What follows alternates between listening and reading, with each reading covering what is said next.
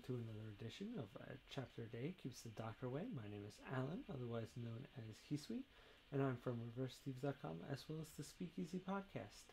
And this time, I'm going to be looking at the first brand spanking new chapter of the new A Certain Magical Index Guidance series, A Certain Scientific Accelerator.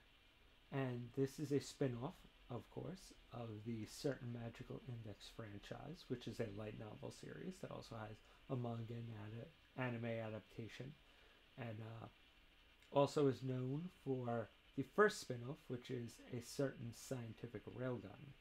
But this is on the anti-hero, this series focuses on the anti-hero Accelerator, who is one of the first big bad guys, who of course was defeated by the main character, and I would hesitate to say then becomes a good guy, but definitely is not as evil and was just so super popular that I'm a little surprised it took them this long to spin him off into his own series. I'd say he's probably the only character even close to as popular as, Misaka the Railgun. I think he's definitely more popular, at least in America, than the main character of the Index series.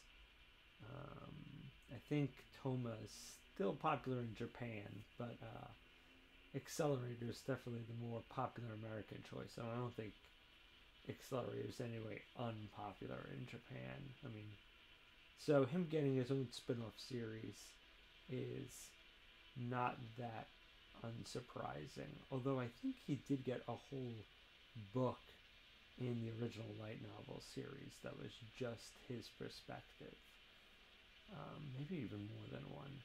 But, so, one of the things, if anybody reads the blog, ReverseThieves.com, that this video series is attached to, I did post a while back about Misaka the Railgun and how she got her own spin-off series, and how there are a lot of characters that side characters or secondary characters that people really love but wouldn't necessarily make great main characters in their own series.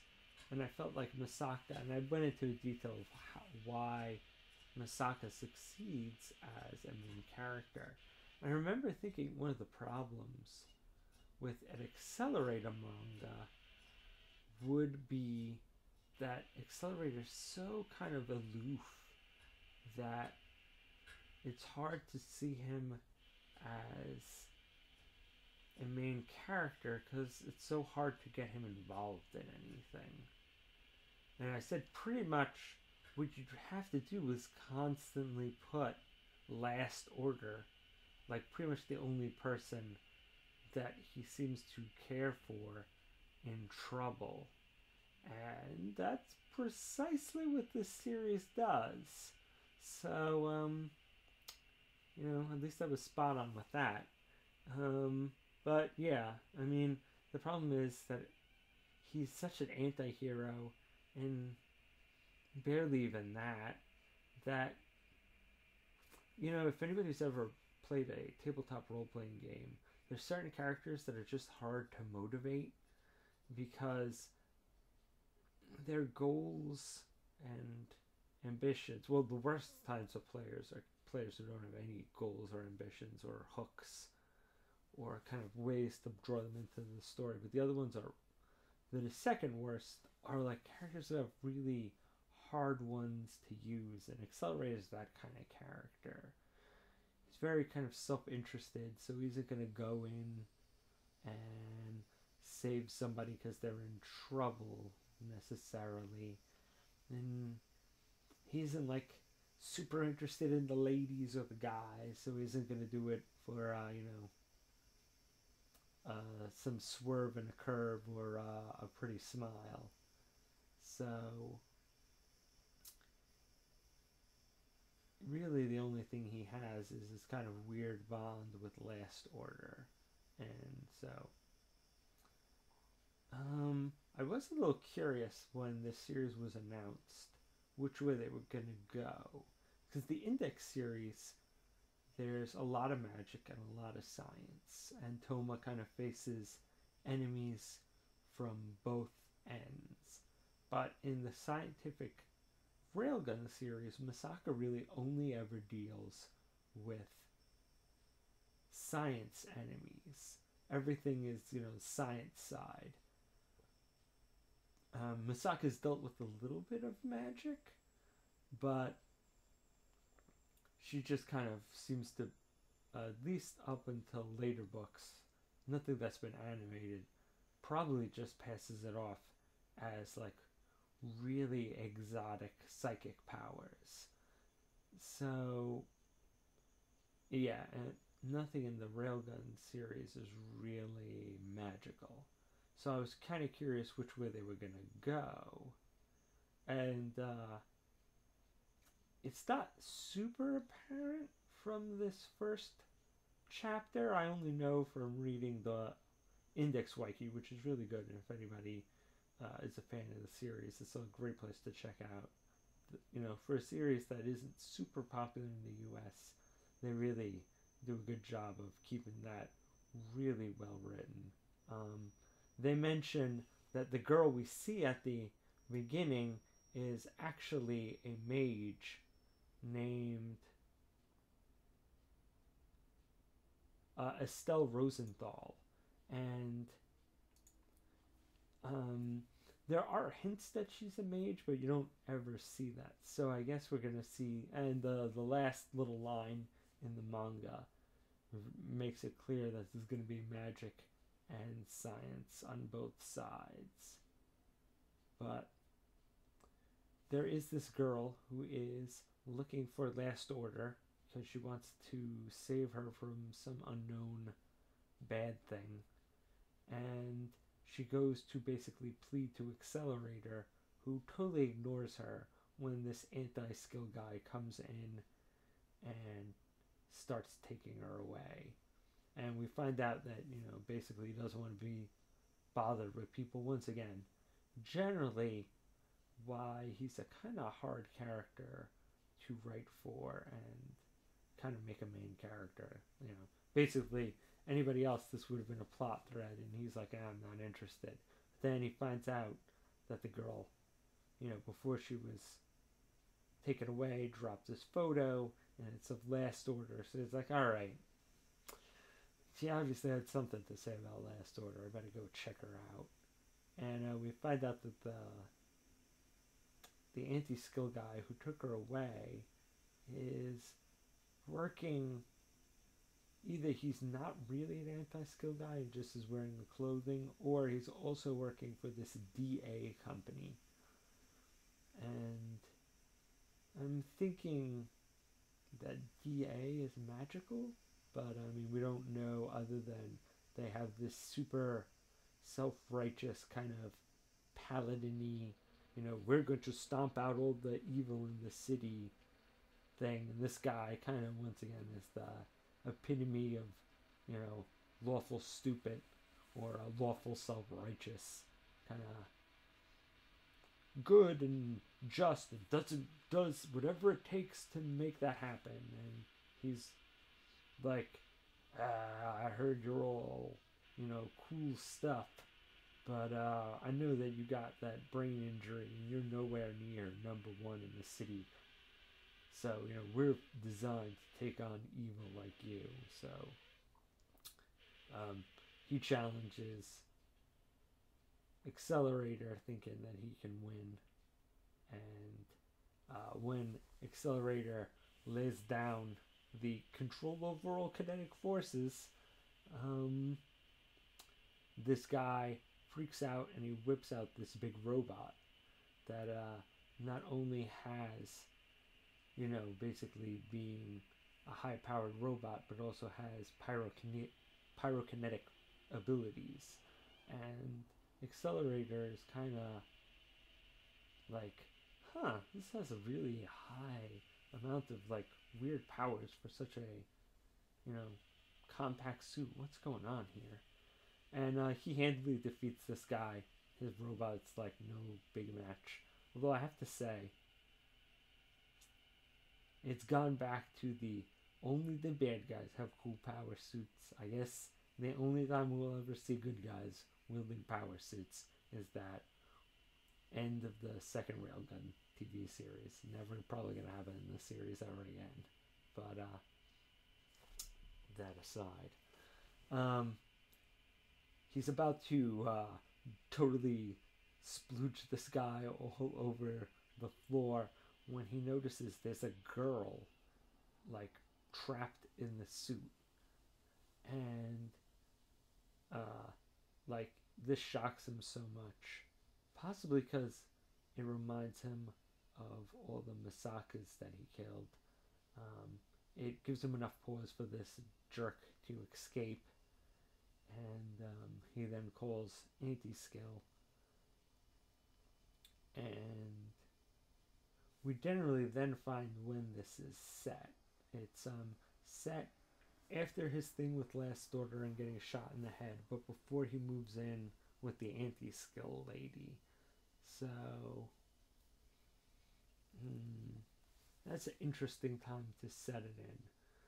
It seems really interesting that all these spin-off series like to start kind of near the beginning of the series. Once again, a lot of Railgun actually takes place even before Index starts, and this Accelerator spin-off manga is starting fairly close to the beginning, considering how much more has gone on in the light novel series, let alone in the TV series. So I just found that interesting that they haven't started any of these series later on.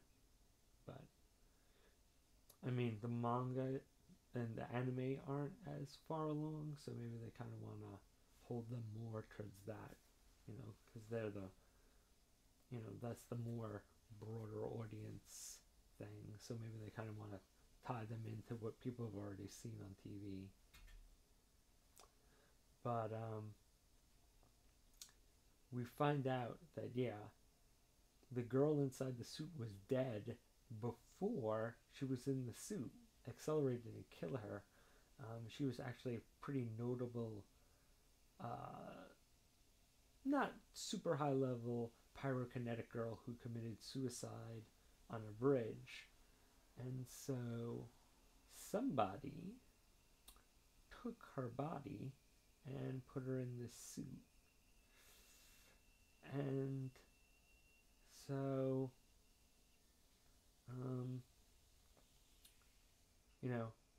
this is actually the first legitimate meeting of Iho, Yomikawa, and Accelerator, and she'll later on go on to be Accelerator and Lost Order's Guardians. But for right now, they're just kind of meeting and chilling out, which is, I think a good way to explain why she takes them in the anime series, because it just seems kind of random. But if they know each other from this incident and they kind of work together, it would explain a little more why she's willing to take in, random psychopath and random little experimental girl. And then, of course, after, this has all been sussed out, Accelerator goes back to his hospital room, and Estelle is waiting for him, and, says basically, in next chapter, I'll explain what's going on and why I'm looking for you, but definitely Last Order is involved. So, Jim, gotta hook you on this storyline. And, considering the White Key says that she's a necromancer, I'm thinking that whatever this DA company is, they're using the corpses of psionics and, their necromancy to, create some kind of weapons to, cleanse the sin of this city. And obviously Estelle is opposing them. and they have some horrible use for Last Order in their plans. But pretty good episode. I can't really say that much about Estelle. Oh, the only thing I'll mention why I suspected Estelle was a mage character, besides the last line before reading the wiki, is she does use this kind of very ornate blade, not kind of like a high-techy blade that you'd see like anti-skill or psionics using. It looked very, kind of like, I bought this from my Lord of the Rings replica magazine, so they only had a magical thing. And once again, the way that they suit her up when they capture her, that fake anti-skill guy, um, definitely had the idea that they were trying to bind her not so she couldn't use her psionic powers, but so that she couldn't cast spells. So yeah, that looked much more like an anti-mage rig. So it made sense that she was a mage. Also, the fact that they knew how to lock her up to prevent her magic, once again, assumes, gives a lot of hints that this DA organization has some kind of magical connection. But good first episode. Kind of curious what's going on with these, stolen corpses being used to power Mecha, and DA being kind of this self-righteousy kind of, we do what we must for a greater good. It's kind of an interesting counterpoint to the kind of almost immoral accelerator. So, if you've got like a super gray villain, having a dickishly white knight villain is actually kind of a good counterbalance. Because, I feel a lot of times like amoral villain, amoral hero kind of could have this, you know, everybody's in a sea of gray. Sometimes that can lead to a lot of complexity, but I find this kind of weird counterbalance an interesting thing. And once again, I'm kind of curious how much this series is going to go beyond this story, because once again, it's cool that they got him involved, and pretty much the easiest way and the most convincing way to put Last Order in danger. But I'm wondering how much they're going to um, you know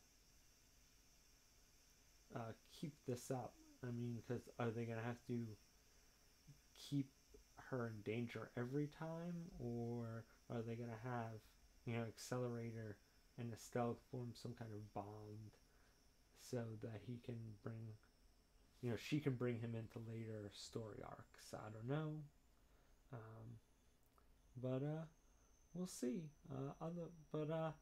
Glad I enjoyed this first chapter. I always like the Index universe, so a little more insight into it, and especially another series that combines the magic and the science. Always appreciated. That's always my favorite part. Not that I don't like Railgun, but nice to see another half and half series.